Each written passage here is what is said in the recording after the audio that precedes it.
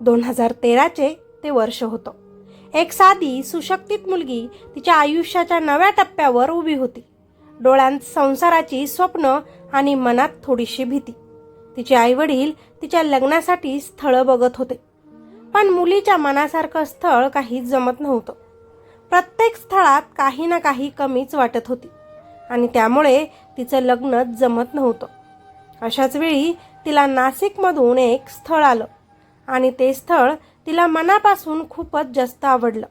मुलगा चांगला होता, घरदार व्यवस्थित होतं, पण तरीही तिच्या आईवडिलांच्या मनात एकच प्रश्न सतत घोंगावत होता.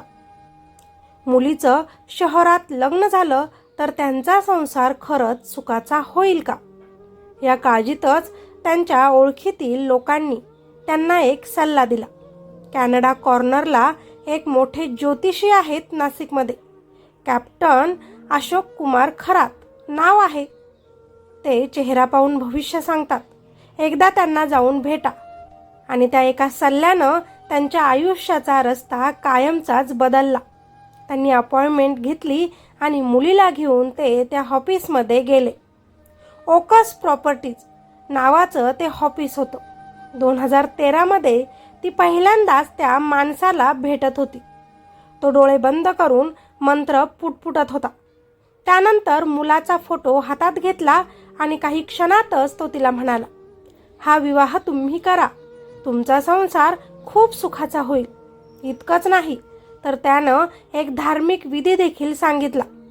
विवाहानंतर मिरगावच्या ईशानेश्वर मंदिरात जाऊन तो विधी करा, पण सासरच्या लोकांना तिथे सोबत घेऊन जाऊ नका. त्यावेळी कुणालाही त्याच्या बोलण्यावर काहीच संशय आला नाही, कारण त्याच्या बोलण्यात एक वेगळंच वजन होतं आणि त्यांनी त्याच्यावर डोळे झाकून विश्वास ठेवला होता, म्हणजेच त्याला देव मानलं होतं. लग्न झालं. सुरुवातीला सगळंच ठीक चाललं होतं. लग्नानंतर 2 गोंडस मुलंही तिला झाली, पण काही काळानंतरच त्या मुलीच्या संसारात वाद सुरू झाले. छोट्या छोट्या गोष्टींवरून नवरा बायकोंमध्ये भांडणं व्हायला लागली आणि त्यानंतर पुन्हा एकदा आपल्या आईवडिलांसोबत त्या ज्योतिषीकडे जाणं त्या मुलीचं सुरू झालं. तो प्रत्येक वेळी मंतरलेलं पाणी तिला प्यायला देत होता. काही औषधही देत होता. अंगारे, खडे, दोरे देत होता आणि सांगत होता, वेळ लागेल पण सगळं काही तुझ्या आयुष्यात ठीक होईल. पण खरंच काहीच ठीक होत नव्हतं. घरात भांडणं तशीच सुरू होते. आणि मग आला तो काळोखाचा दिवस, फेब्रुवारी 2020. ती तिच्या आईसोबत त्याच्या ऑफिसमध्ये पुन्हा एकदा गेली, पण त्या दिवशी त्यानं तिच्या आईला बाहेर बसायला सांगितलं आणि तिला आत एकटीलाच बोलवलं. त्या खोलीत फक्त ती आणि तोच होता. अचानक त्यानं तिचा हात धरला आणि तो तिला म्हणाला, मी अवतारी पुरुष आहे, मला त्रिकाळ ज्ञान आहे, तुझा घटस्फोट हा लिहिलेला आहे, तू मागील जन्माची अप्सरा आहेस, तसेच माझ्या नशिबात आता 2 विवाह आहेत. आता तू माझ्याशी लग्न कर, मी तुझा व तुझ्या मुलांचा व्यवस्थित सांभाळ करेन. हे ऐकून त्या मुलीच्या पायाखालची जमीनच सरकली. तिने त्याला आपल्यापासून जोराचं दूर लोटलं आणि स्पष्ट शब्दात त्याला नकार दिला.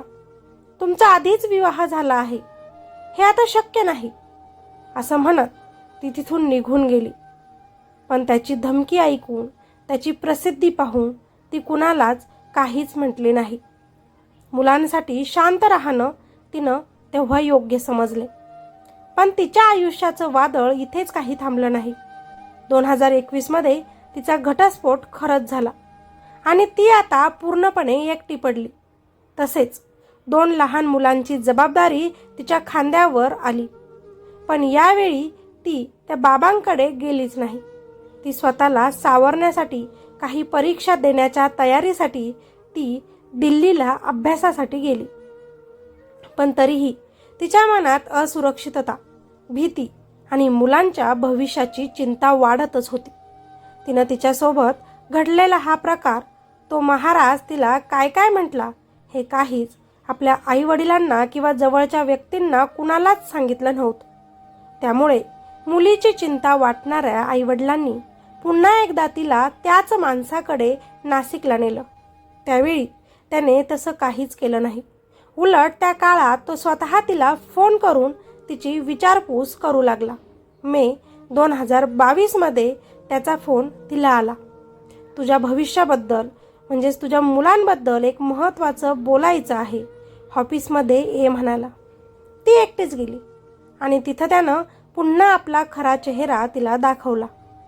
मी तुझ्याशी आता लग्न करणार आहे, तुझ्या मुलांचा सांभाळ करणार आहे, पण माझं ऐकलं नाहीस तर तुझ्यावर आणि तुझ्या मुलांवर मोठ्यातली मोठं संकट येईल, देवाचा कोप होईल. या धमकीनं ती पूर्णपणे हादरली. तिच्या मनात फक्त एकच भीती होती, माझ्या मुलांचं काही वाईट होईल. आणि त्या भीतीचा फायदा घेत त्यानं तिच्यावर पुन्हा अत्याचार केला. ती विरोध करत होती, पण भीतीनं तिचा आवाज मात्र दाबला गेला. यानंतर हे सगळं वारंवार तिच्यासोबत घडतच राहिलं. तो तिला फोन करून बोलवायचा, कधी विधीच्या नावाखाली तर कधी मुलांच्या उज्ज्वल भविष्याच्या नावाखाली. तिला मंतरलेलं पाणी तो पिण्यास द्यायचा. नंतर काही पदार्थ प्रसाद म्हणून खायला तिला द्यायचा आणि मग तिच्या मनाविरुद्ध तिचं शोषण करायचा. ती प्रत्येक वेळी गप्प राहायची, कारण तिच्या मनात त्यानं इतकी भीती निर्माण केली होती की तिला वाटायचं, जर मी काही बोलले, जर मी कुणाला काही सांगितलं तर माझ्या मुलांचं नुकसान होईल, त्यांच्यावर संकट येईल. आणि तेव्हाच एक दिवस तिला कळलं की ती त्या खरातपासून गर्भवती आहे. तिचं हृदय जोरात धडधडत होतं. ती घाबरून त्याच्याकडे गेली. आपण गरोदर असल्याचं तिनं त्याला सांगितलं. त्यानं तिला काही गोळ्या दिल्या आणि त्याच्या समोरच खायला सांगितल्या. त्यानंतर तिला रक्तस्राव सुरू झाला आणि तिचा गर्भपात झाला. त्या क्षणी तिचं मन, तिचं आयुष्य सगळं काही तुटून पडलं. पण तिचं दुःख अजूनही संपलं नव्हतं. 30 ऑक्टोबर 2024 रोजी त्याचा पुन्हा तिला फोन आला. तुझ्या आईवडिलांचे आणि भावाचे आधार कार्ड, पॅन कार्ड आणि फोटो मला पाठव. ती अजूनही त्याच्या प्रभावाखाली होती. तिनं सगळं काही त्याच्या बोलण्यावर त्याला पाठवलं. काही वेळाने OTP आला. त्याने सांगितलं OTP सांग आणि तिने लगेच सांगितला. आणि पुन्हा एकदा तिच्या विश्वासाचा गैरफायदा घेत तिची आर्थिक फसवणूक करण्यात आली. इतकंच नाही तर दिव्य जडीबुटीच्या नावाखाली तिच्याकडून पैसेही उकळले गेले. पण तरीही ती शांत राहिली आणि तो सगळा अत्याचार ती सहन करत राहिली. आणि मग उजाडला 18 मार्च 2026 एक बातमी प्रसिद्ध झाली. तिच्यासारख्या अनेक महिलांवर अशाच प्रकारे अत्याचार. ती बातमी वाचताना तिच्या डोळ्यांत अश्रू आले.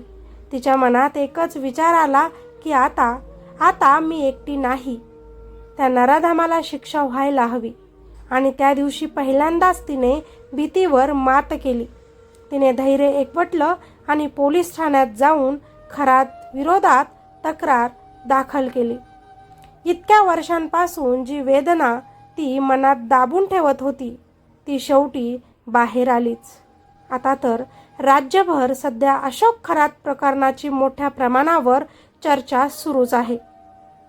या प्रकरणात दररोज नवनवे खुलासे आणि धक्कादायक माहिती समोर येत असून समाजातही याबाबत तीव्र प्रतिक्रिया उमटत आहेत.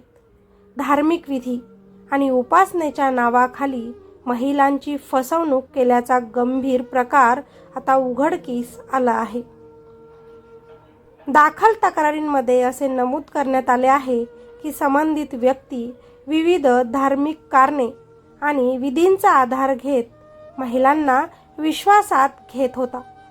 त्यांच्या अडचणी, त्यांच्या वैयक्तिक समस्या आणि त्यांच्या भविष्याबाबतच्या चिंतेचा तो गैरफायदा घेत त्यांच्याशी अनुचित वर्तन केल्याचे त्याच्यावर आरोप आहेत. या तक्रारींमधून एकाच प्रकारची पद्धत वापरून महिलांना फसवले जात असल्याचेही आता समोर आले आहे. तसेच राज्यात सध्या चर्चेत असलेल्या या प्रकरणात आणखीन काही महत्त्वाची आणि धक्कादायक माहितीही समोर येत आहे. तपासातून असे संकेत मिळत आहेत की अनेक मंत्री, वरिष्ठ अधिकारी, राजकीय नेते तसेच काही प्रसिद्ध व्यक्तीही या व्यक्तीच्या संपर्कात होते. भविष्य जाणून घेणे, वैयक्तिक अडचणींवर उपाय शोधणे किंवा धार्मिक विधी करण्याच्या निमित्ताने अनेक जण त्याच्याकडे जात असल्याचंही सांगितले जात आहे.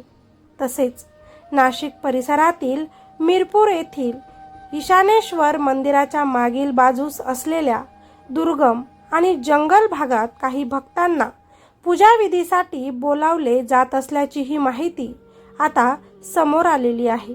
त्या ठिकाणी काहींना भीती दाखवून किंवा विचित्र धार्मिक कृतीच्या नावाखाली त्यांच्याकडून पैसे घेतले जात असल्याचे आरोपही काही तक्रारींमध्ये नमूद करण्यात आले आहेत. या सर्व बाबींची पोलिसांकडून सखोल चौकशी सुरू आहे. याशिवाय पाथर्डी, गवळाणे, सिन्नर, शिर्डी आणि ओझर परिसरात मोठ्या प्रमाणात गुंतवणूक केल्याचेही प्राथमिक तपासात समोर आले आहे. दरम्यान या प्रकरणात सुरुवातीला काही आक्षेपार्ह व्हिडिओ समोर असल्याचीही माहिती होती. मात्र तपास जसजसा पुढे जात असताना अशा प्रकारच्या अधिक व्हिडिओंचा तपास सुरू असल्याचं सांगितलं जात आहे. हा व्यक्ती नाशिक जिल्ह्यातील सिन्नर तालुक्यातील मिरगाव येथील ईशान्येश्वर मंदिर ट्रस्टशी संबंधित आहे. तो स्वतःला अंकशास्त्रज्ञ म्हणून सादर करत असे.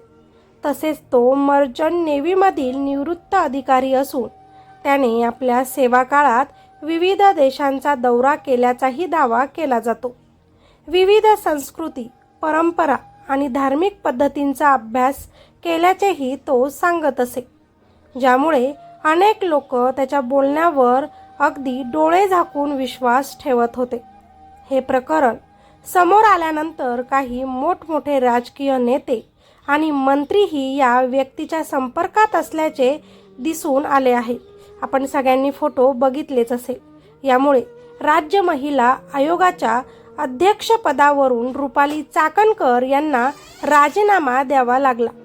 विरोधकांनी म्हटले आहे की खरातसोबत फोटो किंवा व्हिडिओत दिसणाऱ्या सर्व नेत्यांविरोधात कारवाई व्हावी.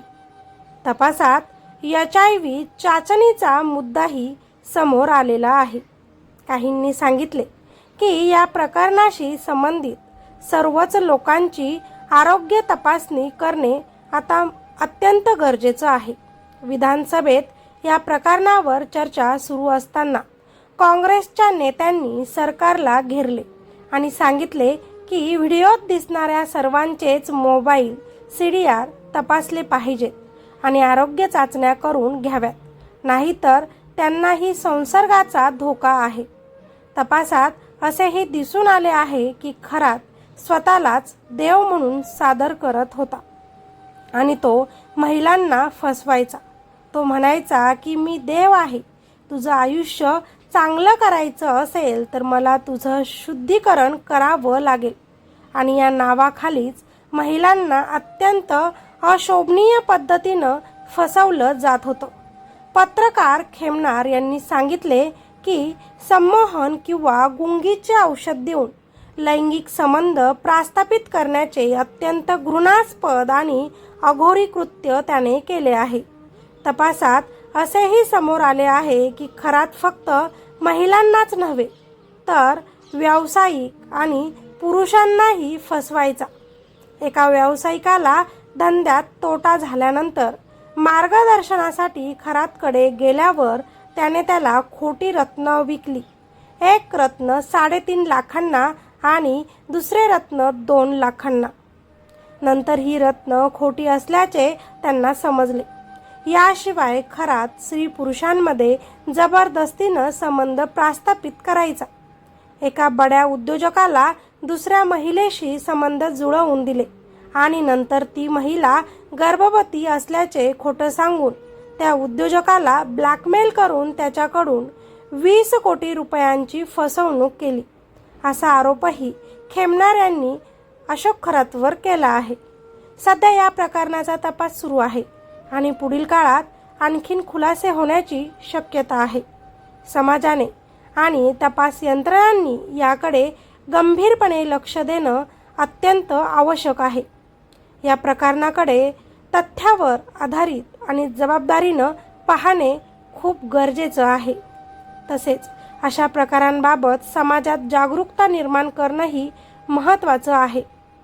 ही कथा केवळ एका मुलीची नाही, ही कथा आहे त्या प्रत्येक स्त्रीची, प्रत्येक व्यक्तीची ज्यांच्यावर विश्वास, प्रेम आणि श्रद्धेच्या आड अत्याचार झाला. या कथेतून एकच संदेश स्पष्ट होतो: भीती, दबाव आणि फसवणुकीच्या आड आपले जीवन, आपली स्वाभिमान आणि आपल्या मुलांचे भविष्य नष्ट होऊ देऊ नका. आपण विश्वास ठेवतो ते देव, गुरु किंवा ज्योतिषी असले तरीही जर तो विश्वास आपल्याला त्रास देत असेल, भय निर्माण करत असेल किंवा आपली मर्जी नाकारत असेल तर त्याला विरोध करण्याचा अधिकार प्रत्येकालाच आहे. भीतीनं गप्प राहणं म्हणजे आपल्याच हक्काचा ताबा सोडणे. ही घटना आपल्याला शिकवते: भीतीवर मात करा, आपला आवाज उठवा, न्यायासाठी उभे राहा. आपल्या हृदयातील धैर्य आणि आत्मसन्मानाची ताकद आपल्याला उज्ज्वल भविष्याकडे घेऊन जाते. भीतीमुळे झाकलेले डोळे उघडा, सत्य पहा आणि आपल्या न्यायासाठी स्वतः लढा. कधीही विसरू नका, जो आवाज उठवतो, जो भीतीला सामोरे जातो, तोच खरा आपल्या आयुष्याचा विजेता आहे. एक गोष्ट कायम लक्षात ठेवायला हवी: देवावर विश्वास ठेवणं अजिबात चुकीचं नाही, पण एखाद्या माणसाला देव मानणं आयुष्य उद्ध्वस्त करू शकतं. आता मला सांगा, चूक फक्त त्या अशोक खरातची होती की त्याच्याकडे जाणाऱ्या त्या महिलांचीही होती? खरात सारख्या अशा व्यक्तीला काय शिक्षा मिळावी? खाली कॉमेंटमध्ये तुमच्या प्रतिक्रिया नक्कीच लिहायचं विसरू नका. आणि सगळ्यात महत्त्वाचं, अशा भोंदू बाबाला बळी पडू नका. बाकी तुमच्या प्रतिक्रिया नक्की कॉमेंटमध्ये लिहा. स्वतःची काळजी घ्या आणि सतर्क रहा. धन्यवाद.